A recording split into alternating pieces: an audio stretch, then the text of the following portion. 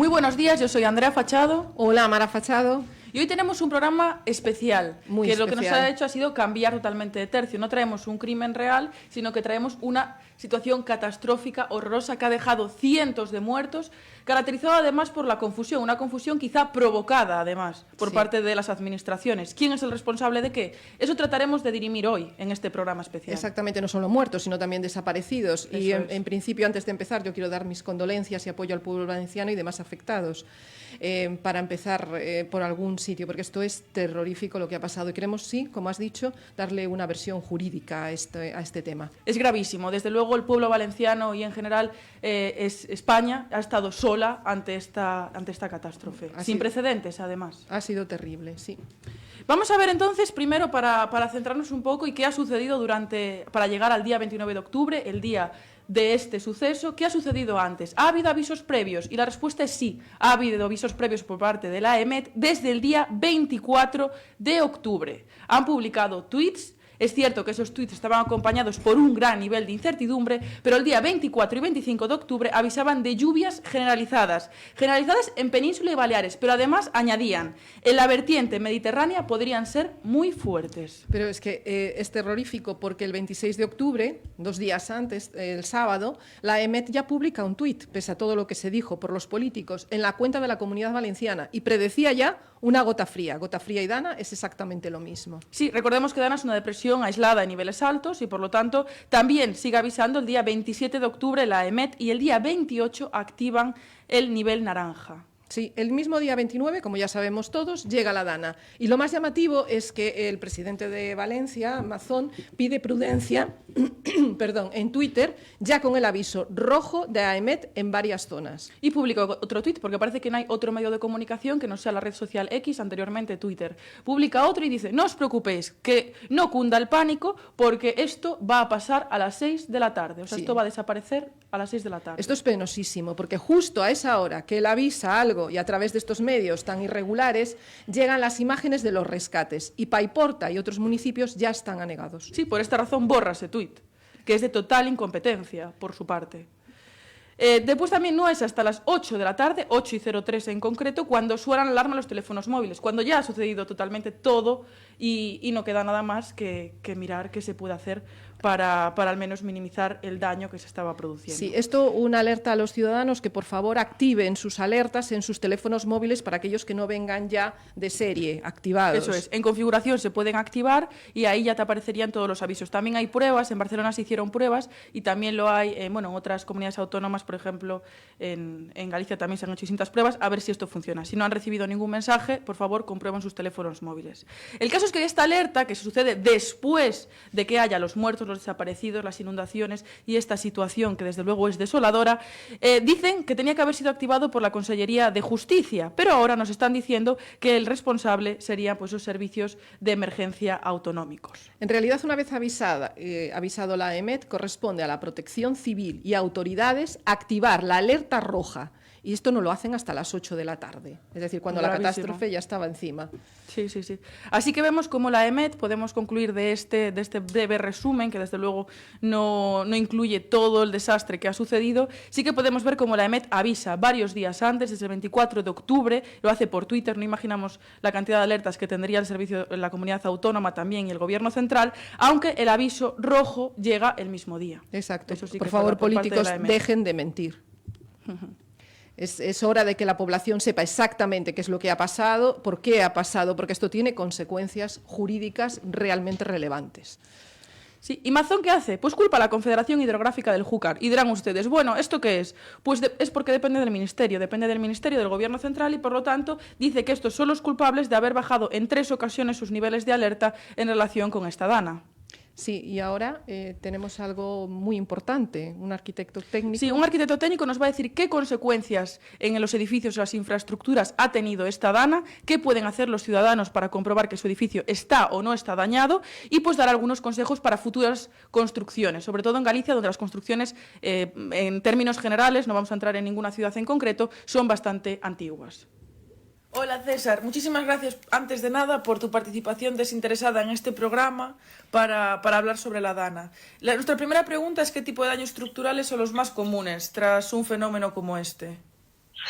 Bueno, lo que podría ser más común serían las grietas y los desplomes de tabiques por culpa de los empujes laterales en los edificios del agua y el descalce de las cimentaciones, que podrían llegar a caer las paredes y hasta el propio colapso del edificio. ¿Y los tipos de construcción o materiales que sean más resistentes a los fenómenos como la dana y las inundaciones, cuáles serían? Los edificios que son menos resistentes a este tipo de siniestros son los edificios con muros de carga, de ladrillo o de piedra, porque soportan menos las acciones del agua y forman pantallas frente al empuje de los propios escorrentías del agua. Los más resistentes son los edificios actuales de hormigón, porque están preparados para resistir este tipo de empujes mejor, al ser estructuras que se desarrollan verticalmente a partir de pilares. Y en España, entonces, los más comunes son ladrillo y piedra, ¿no? ¿O no? Ladrillo y piedra en edificaciones antiguas, aunque el edificio más común hoy es el de hormigón, pero en edificaciones antiguas, pueblos pequeños, antiguos, son de ladrillo y piedra, los muros estructurales de carga. Entonces, ¿qué señales tienen que tener en cuenta los ciudadanos para identificar estos problemas? Bueno, pues que aparezcan multitud de grietas que antes no existían, antes de los siniestros, y que se produzcan desplomes en las paredes, que queden torcidas o así. Puede haber habido algún movimiento de cimientos y eso podría afectar al edificio. ¿Y cómo se podrían prevenir estas catástrofes desde el punto de vista de las infraestructuras? ¿Qué haríamos de cara al futuro? ¿Qué podríamos hacer? Bueno, yo creo que este tipo de catástrofes no se pueden prevenir de todo, al menos en su total nivel de riesgo, ¿no? Es algo como un cataclismo, como los tsunamis o los terremotos, y que sobrepasan todos los límites de manera extraordinaria. Lo normal es que no se llegue nunca a 40 litros metro cuadrado de lluvia a la hora, y en este caso se informa de que se llegaron a alcanzar los 700. Lo único que se puede hacer es reducir el grado de riesgo con medidas preventivas, ¿no?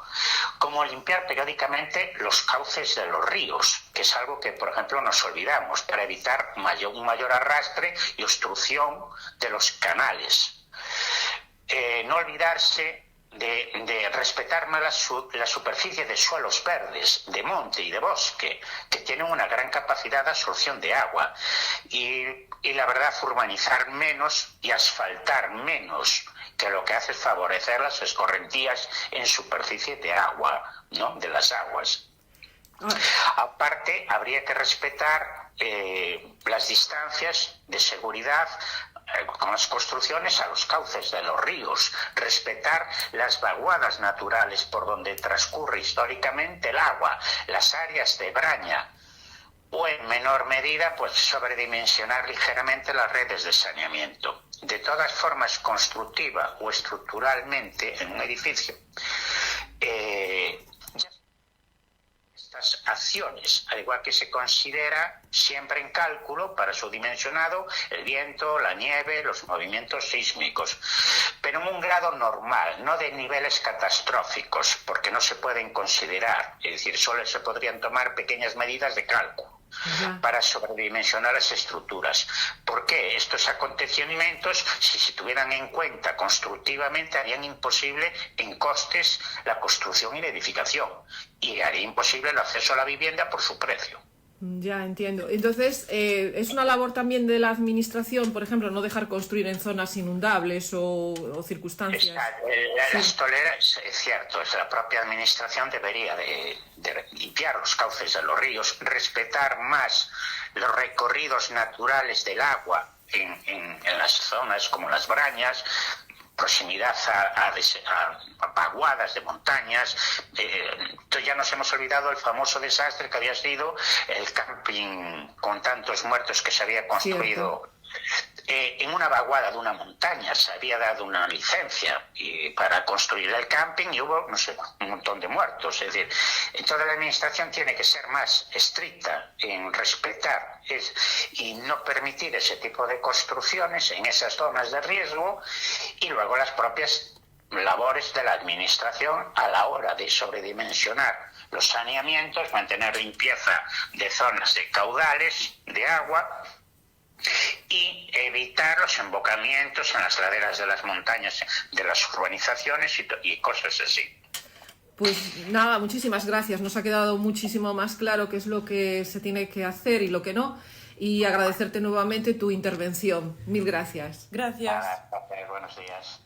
Agradecemos esta intervención, desde luego, de este arquitecto técnico, de César, que ha sido muy clara, muy precisa. La Administración tiene que tener en cuenta todos los fenómenos que puede, bueno, los fenómenos naturales, los ríos, los cauces de los ríos, y no dar permisos donde no se debe.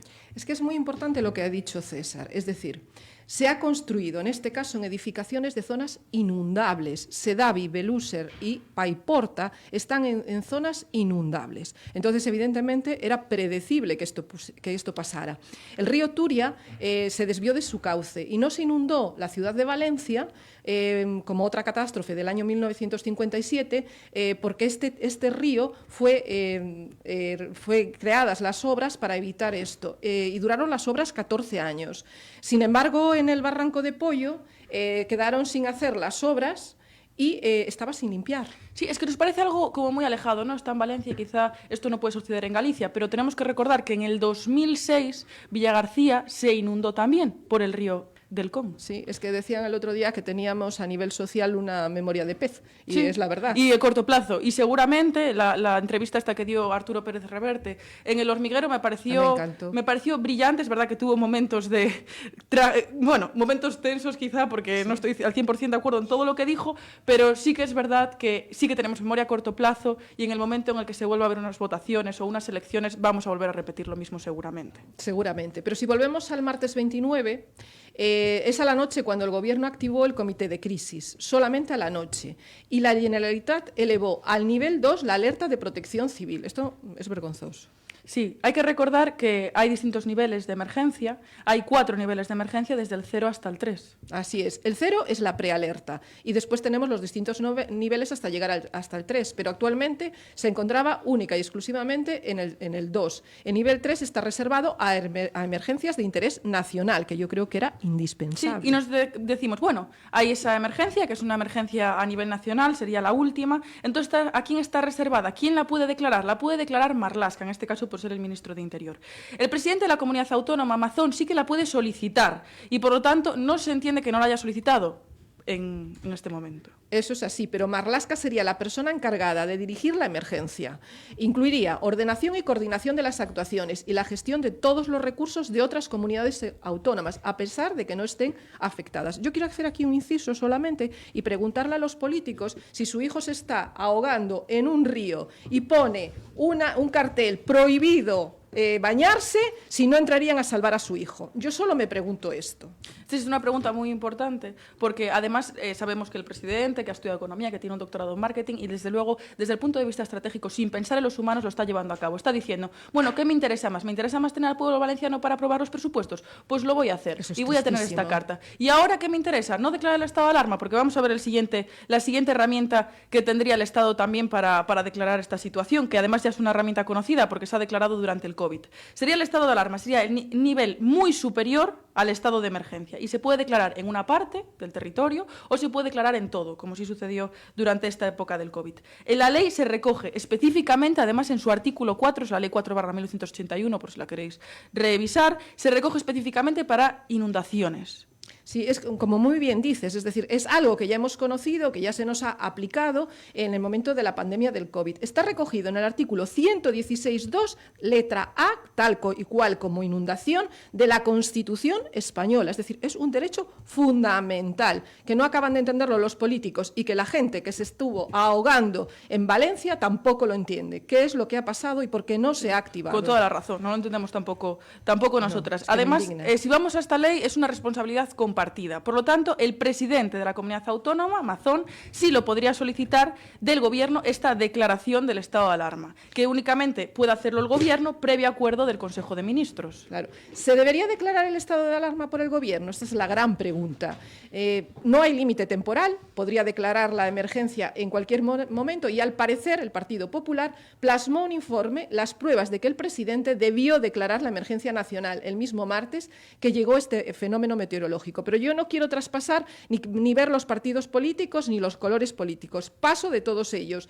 Única y exclusivamente, los dos partidos políticos han fallado estrepitosamente a la población española. Es penoso. Absolutamente. Se está diciendo si verde, si azul, si morado o si rojo, cuando realmente lo que hay es un pueblo absolutamente destrozado, donde ahora se va a producir quizá incluso una epidemia por la cantidad de animales y también de personas que hay bajo el barro. ¿Y ellos qué están haciendo? Pues absolutamente nada. Es cierto que el estado de alarma solo se puede declarar durante un máximo de 15 días. Este se podría prorrogar con autorización del Congreso. Claro, lo que no podemos es permitir a la población española frases como la de Pedro Sánchez: si necesitas más recursos, que los pida. Si la comunidad requiere más efectivo, lo que tiene que hacer es pedirlo y se le suministrará. Es decir, esto es indignante. El presidente de la Generalitat no lo pide y Pedro Sánchez no lo da. Yo diría, es una lucha de egos, que está la soberbia de Mazón por un lado, ¿no? También la soberbia de Pedro Sánchez por el otro, y también la maldad, porque al final estás dejando pues morir a esa gente yendo 4 días después a visitarlos. ¿A hacer qué? ¿A sacar una foto? Porque yo no lo entiendo. Yo estoy indignada. Es decir, Pedro Sánchez... También el de los reyes, ojo. Sí. Es que no acabamos de entender la gente que hay la maldad por la maldad. Y lo que aquí ha hecho Pedro Sánchez es sentarse y esperar a que el cadáver de su opositor pasara por delante de él. Esto es lo que ha hecho. Me voy a sentar, que le mueran a él todos los cadáveres del mundo y a mí me da igual. Yo quiero mis presupuestos, quiero mi sillón y quiero seguir aquí. Sí, quiero estar aquí otra legislatura más. Pero el presidente de la Comunidad de Valencia tampoco tiene defensa, ¿eh? Tampoco la tiene. Absolutamente. Aunque quiera ahora decir que bajaron el nivel de alarma hasta en 3 ocasiones, yo desde luego no lo entiendo. No sé por qué no solicitó tampoco más ayudas, aunque dice que sí, pero luego dice que no. Pero luego no sé esto de las fake news que aparece por todas partes, sí. Absolutamente, incluso con los muertos de este aparcamiento también, que decían que eran 800 y al final no se encontró ninguno. Y lo que se pediría sería claridad sobre todo a la población. Sí. Después nos maquillarán todo, darán un montón de noticias, nos la maquillarán y harán creernos, porque cuando las mentiras suenan, el río lleva, o como se diga. Y estamos hablando de esta gestión de la administración y nos preguntamos, bueno, ¿podría ser posible que haya algún homicidio imprudente en este caso? Y ya nos hemos visto que se han presentado 2 querellas, una denuncia por parte, voy a decir la primera de ellas, que sería Manos Limpias. Es verdad que Manos Limpias es una asociación ultraderechista que, bueno, las denuncias que pone a veces no tienen ni siquiera fundamento, pero lo que hace es denunciar al responsable de la EMET, al director de la Agencia Valenciana de Seguridad y Respuesta de las Emergencias, por homicidio imprudente, por imprudencia y por daños.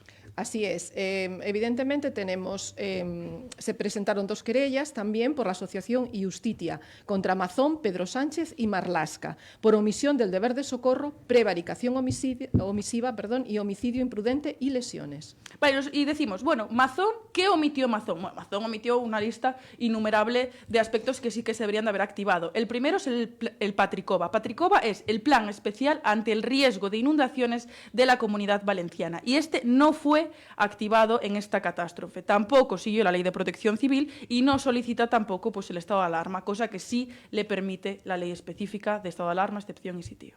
Eso en cuanto a Mazón, pero Pedro Sánchez y Marlaska, por omisión de sus responsabilidades y funciones constitucionales. En la Ley de Protección Civil está recogido, y la Ley del estado de alarma, e incluso en la Constitución española. Sí, las reclamaciones también se extienden a la delegación del Gobierno de la Comunidad Valenciana por inacción, por no hacer absolutamente nada cuando hay tanta cantidad de muertos y cuando esta catástrofe ya se sabía. Y se adecúa lo que piden ambas asociaciones a estos delitos de los que hemos hablado, omisión del deber de socorro y homicidio imprudente. Lo que podemos preguntarnos es qué es, ¿no? ¿Qué entendemos por deber de socorro? Eso es. Está recogido en el artículo 195 del Código Penal y lo que se pena es el no prestar auxilio. Esto lo podemos constatar, es decir, alguien que necesita auxilio y no lo tiene. Necesario para evitar o disminuir un peligro para la vida o integridad física de una persona. El peligro no puede ser cualquiera, tiene que ser un peligro manifiesto, es decir, que sea reconocible por los sentidos. Y grave, esto se valora casuísticamente por el juez. Y en este caso pues puede adaptarse esto a lo que Totalmente. Ha sucedido realmente. O sea, ¿han omitido el deber de socorro? Sí. Tenemos la EMET, que no ha sido tenida en cuenta.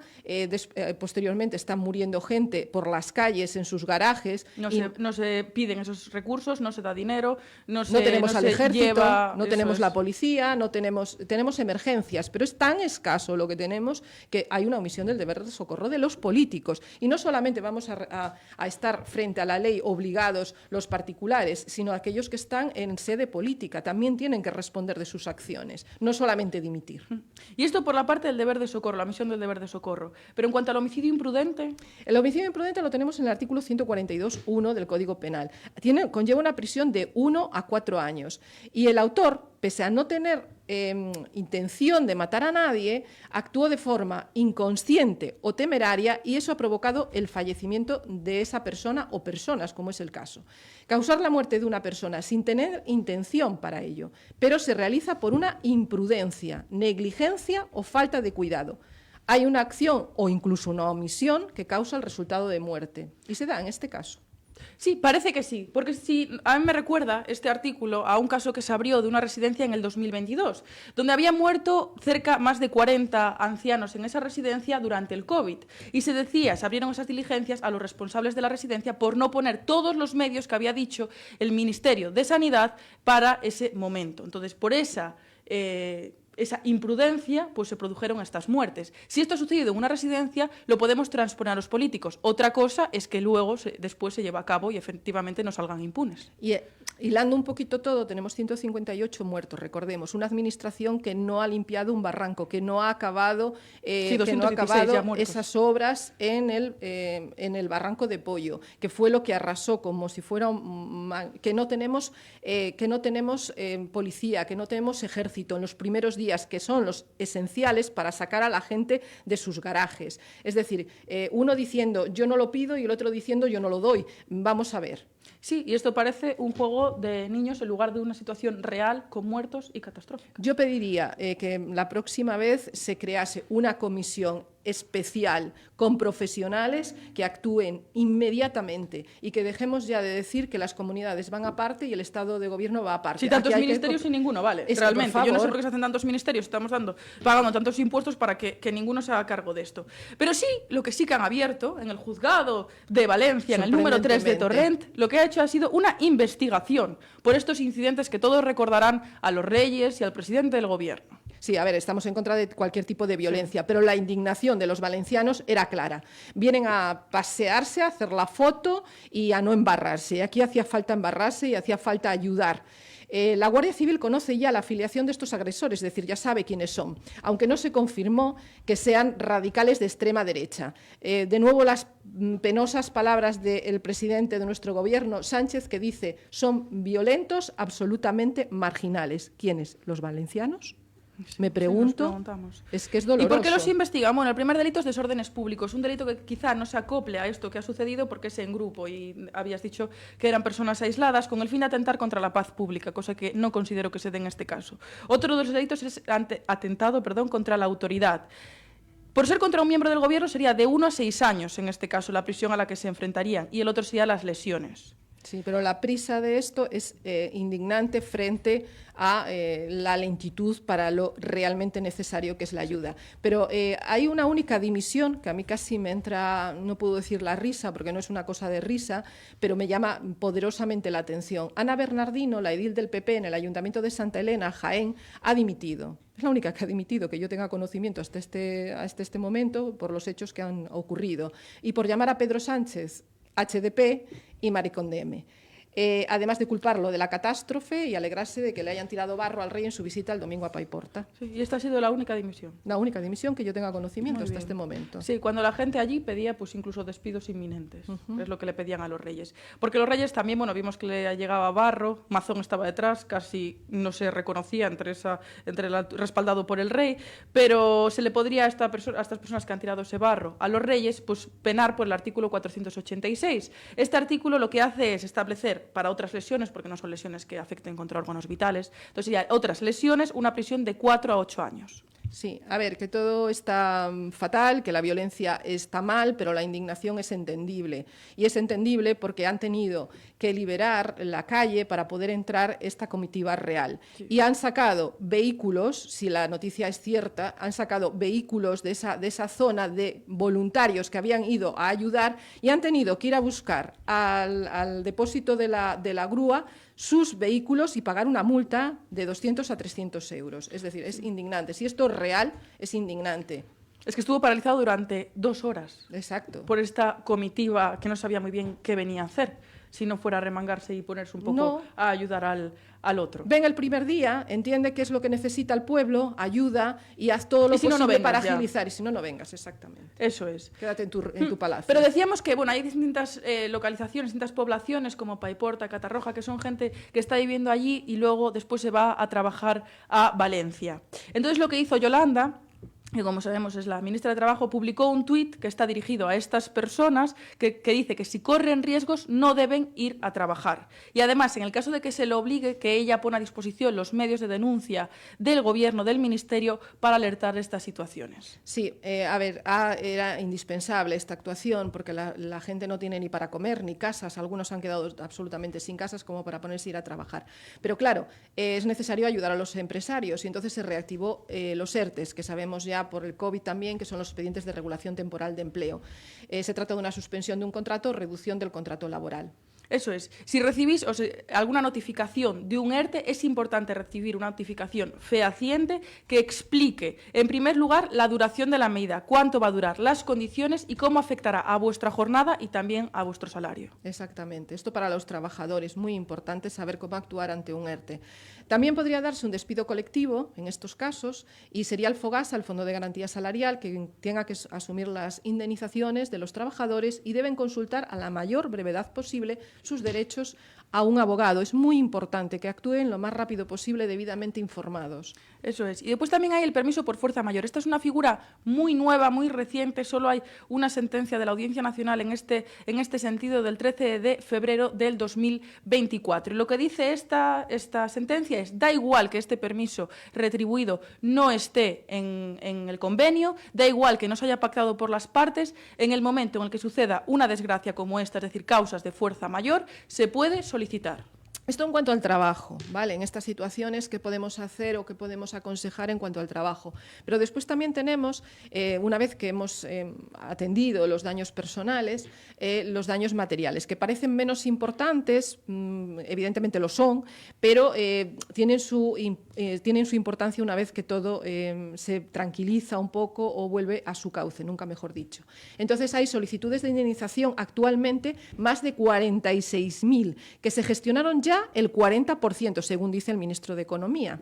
Y los daños están cubiertos, en su caso, el seguro o el consorcio de compensación de seguros. Claro, y aquí vamos a dar unos consejos que quizá no es el momento de que se tengan en cuenta, pero sí que estén un poco en las cabezas para el futuro, ¿no? El primero de los consejos es que se actualice, se haga un inventario de esos daños. Después que se haga un presupuesto, que se pida un presupuesto a un profesional de confianza o a cualquier persona que sea profesional en la materia. También que se guarden esos documentos y que se anote la fecha y hora de todo lo que están reclamando. Todo es buenísimo, fotografías, todo lo que hay, porque todo se tiene que documentar para poder recibir la indemnización. La indemnización no se recibe única y exclusivamente porque ha venido esta desgracia, sino que tienes que justificar cómo te ha afectado esos daños. Y hay una página web que nosotros recomendamos, www.consorseguros.es, o a través de sus aseguradoras o mediadores, que es donde pueden solicitar todas estas indemnizaciones. Y todo esto desde el punto jurídico-legal. Pero ahora sí vamos desde el punto de vista humanitario. Si cogemos esto, no sería gracias a los voluntarios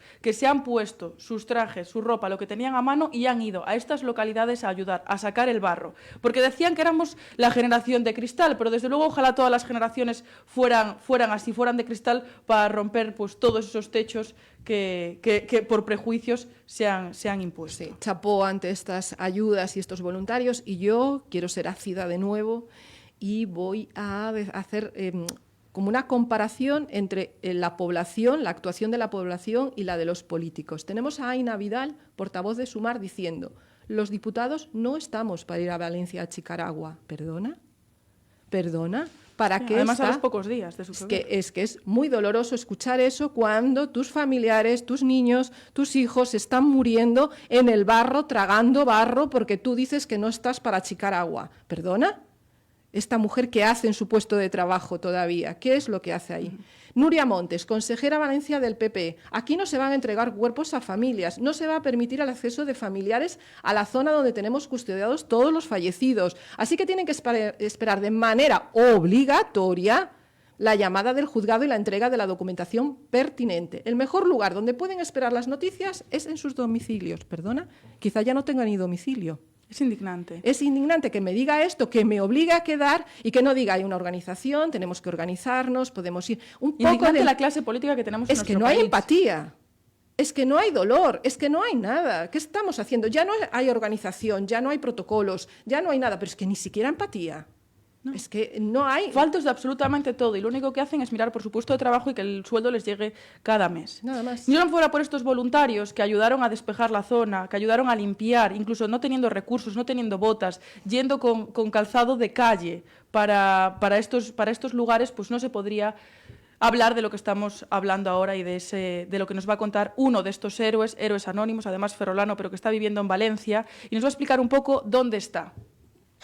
Vale, pues nada, yo estuve yendo a ayudar los primeros días por Sedaví, Benetúser y Alfafar, que bueno, también están bastante afectados, pero sobre todo el caos lo vi en los pueblos de Massanassa, de Catarroja, y ayer que me acerqué a Paiporta. Paiporta está fatal. Todavía se necesita pues de algunos bajos que cada vez pues van siendo menos, sacar barro y escombros, sobre todo ahora es más trabajo de sacar escombros manualmente que de vaciar barro. O sea, el barro aún quedan algunas calles y así, pero se va achicando, la verdad, porque es lo primero que se hizo, vaya, en todos los bajos y todas las casas.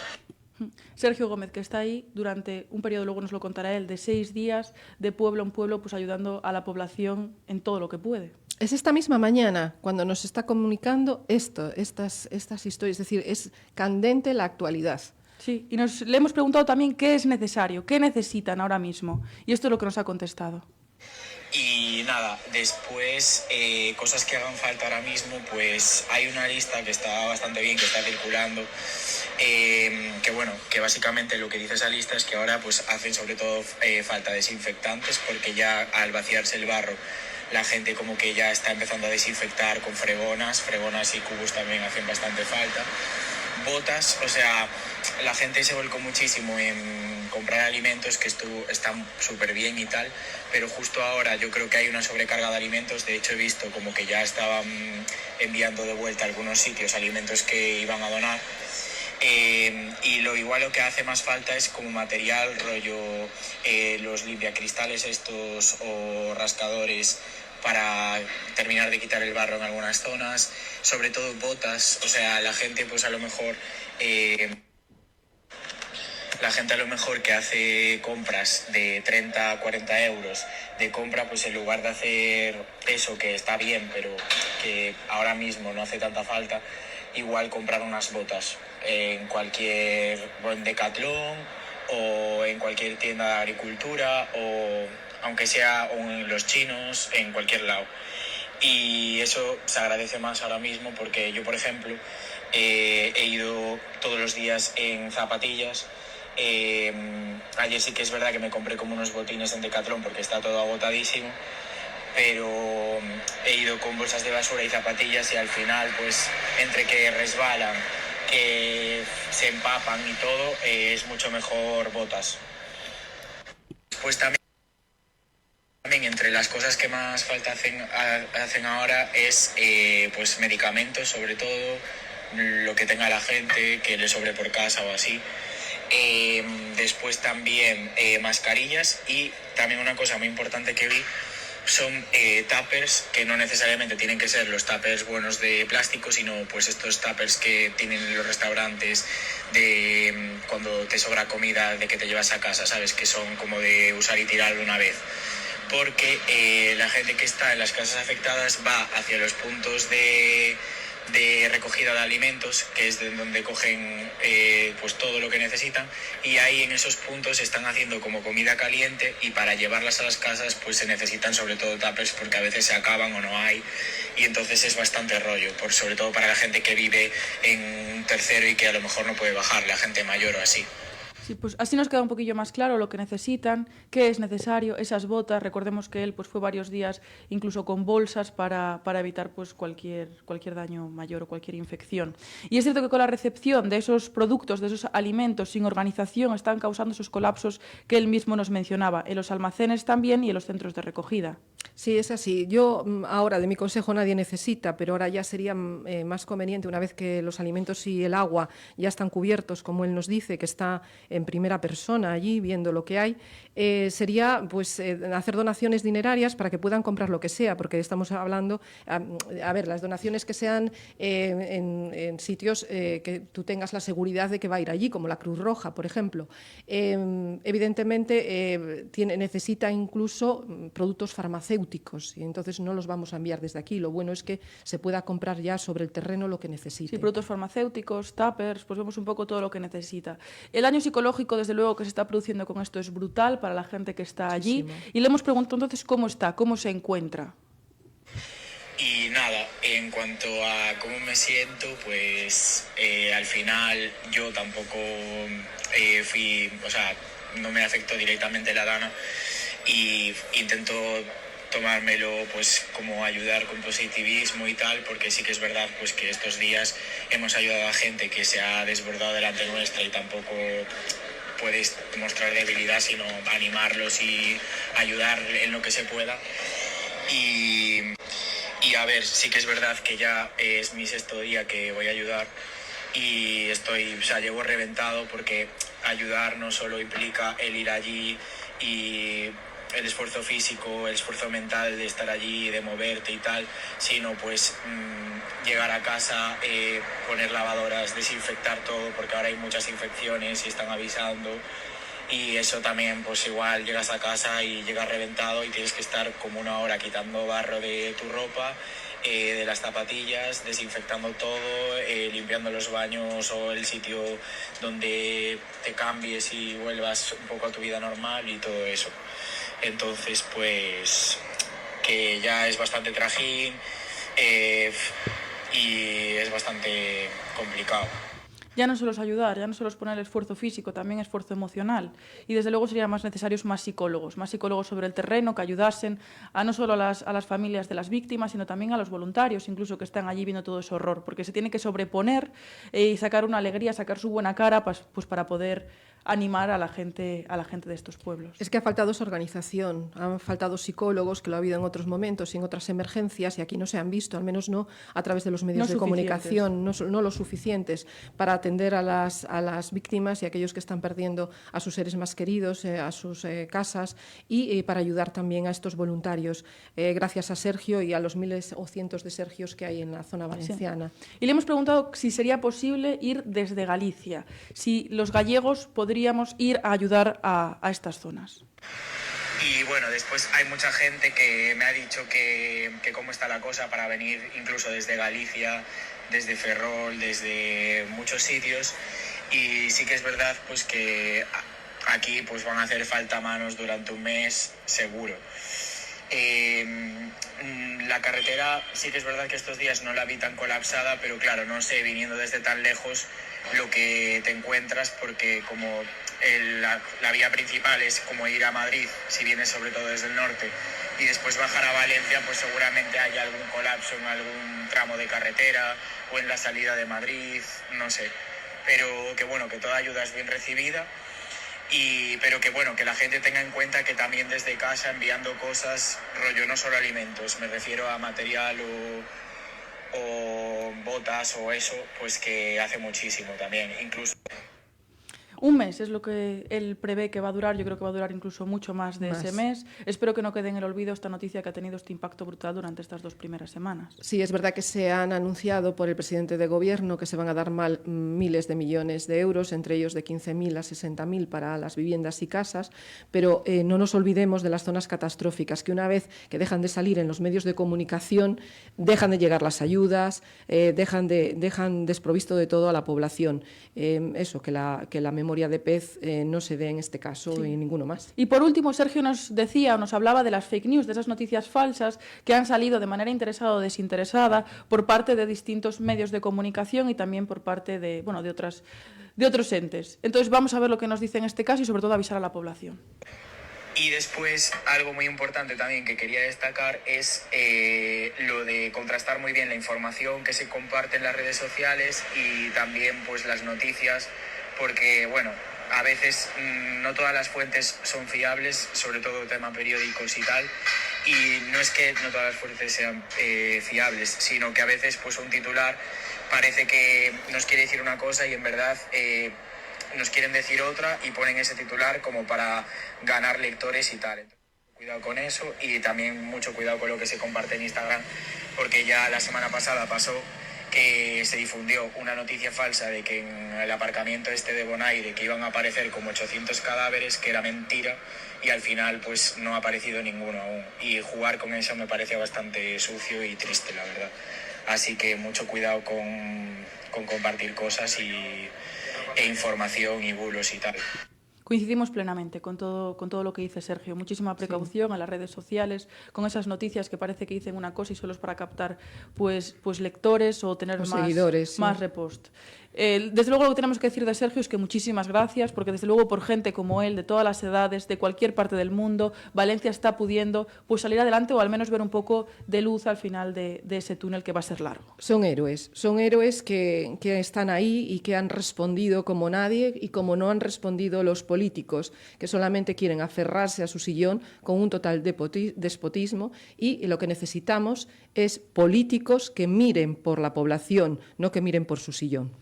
Eso es, y ojalá no tuviéramos que decir el pueblo salva al pueblo, que es el lema más seguido y que más se está haciendo eco, sino que dijéramos que ojalá pues también nos ayudaran o ayudaran, en este caso, a Valencia pues todos los partidos políticos de cualquier color. Es que la organización es indispensable. Los voluntarios no pueden ir sin organización y sin establecerse unas pautas y unas normas para poder actuar con total eficacia y efectividad. Y para eso están los políticos. Eso es. Y se habla de un Estado fallido que no creo que sea tal, sino que ha sido ineptitud, negligencia.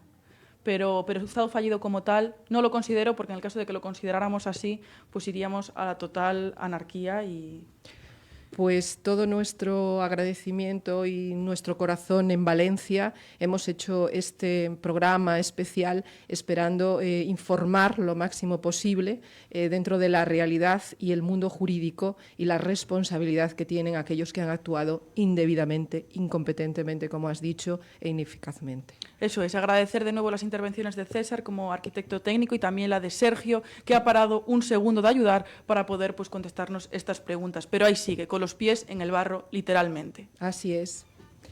Y ahora vamos con las noticias de la semana que han sucedido en Santiago y en Galicia. Desde luego han sido noticias enormes, ha sido una gran cantidad, ingente cantidad de noticias, lo que ha sucedido desde el punto de vista penal.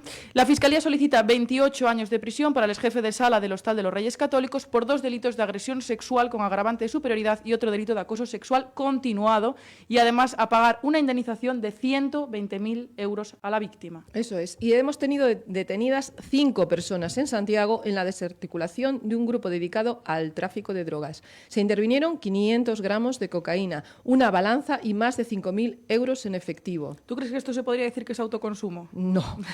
Lo más habitual que tenemos en el juzgado es cuando existen utensilios para la compraventa, como la balanza, los plásticos y demás, son indicativos de que se dedican al tráfico de estupefacientes, y evidentemente aquí excede los gramos del posible autoconsumo. 7,5, si no recuerdo mal, en relación con la cocaína, 7,5 gramos, y desde luego esto le excede a todas luces. Además que eres especialista en esto del tráfico de drogas desde el punto de vista de abogada, claro, sí. Pero sí. Sí, claro. Y además, después también la tercera noticia es una disputa entre 2 familias termina con 2 heridos graves en el centro de Ferrol, y el enfrentamiento involucró armas blancas como katanas, machetes y barras de hierro. Se originó por disputas previas ligadas a un atropello en el barrio del Inferniño, y además la confrontación incluyó un choque con una furgoneta y múltiples agresiones que causaron destrozos en locales como la Cafetería La Avenida, que la conocemos de sobra, sí, por estar allí todos los días de verano, y también en distintas calles. Sí, recordemos que Ferrol es el sitio donde hemos nacido, aunque vivamos en Santiago, así que